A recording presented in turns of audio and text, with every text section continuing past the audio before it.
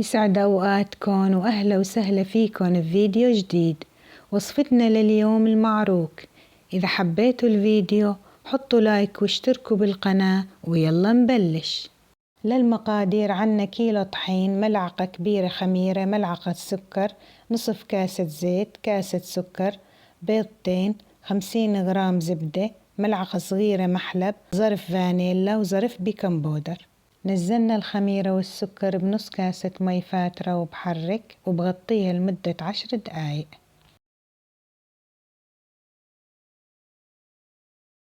وبجاط بنزل الطحين والبيض وباقي المكونات.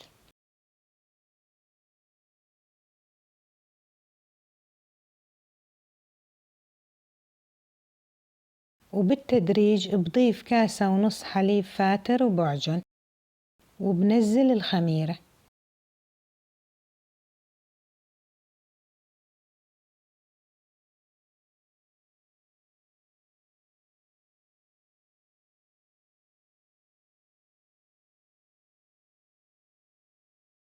وبضيف الزبدة وبعجن لحتى تتماسك العجينة. بدهن الجاط بزيت وبنزل العجينة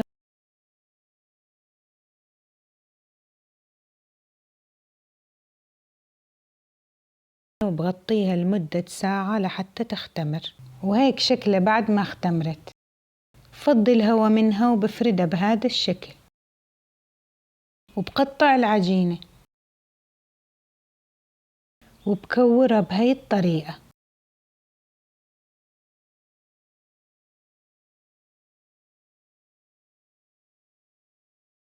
للحشوة جهزت ربع كيلو عجوة ونص ملعقة قرفة ونص ملعقة زبدة، وبعجن لحتى تتماسك وبكورها.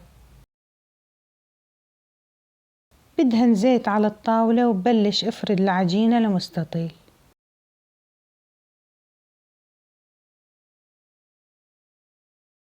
وبفرد الحشوة مثل مو شايفين بالفيديو،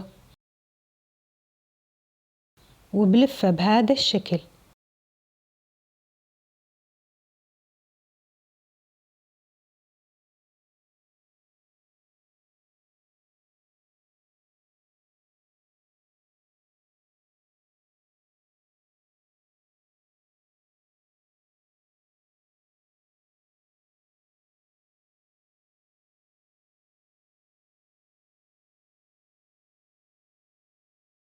وبسكين بقطع بهي الطريقة.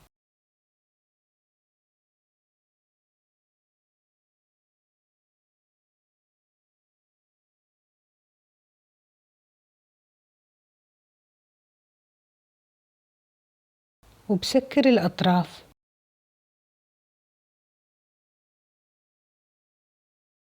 للحشوة التانية استخدمت جبنة عادية،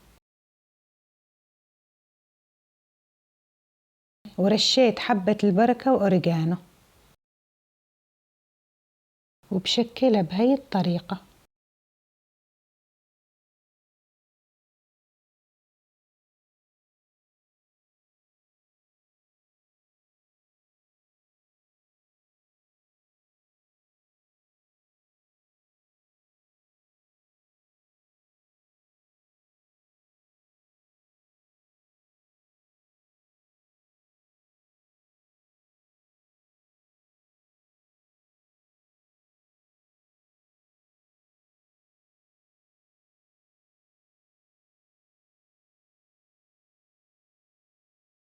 والشكل الثالث سادة، بفرد العجينة بهي الطريقة.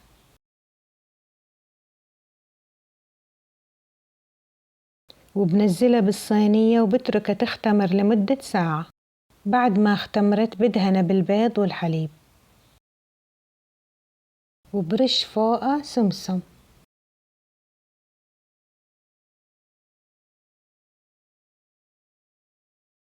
وزينت الوش بهذا الشكل.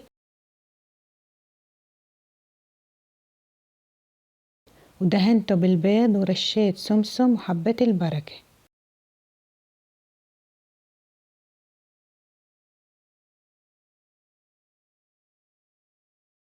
وبدخلهم على الفرن.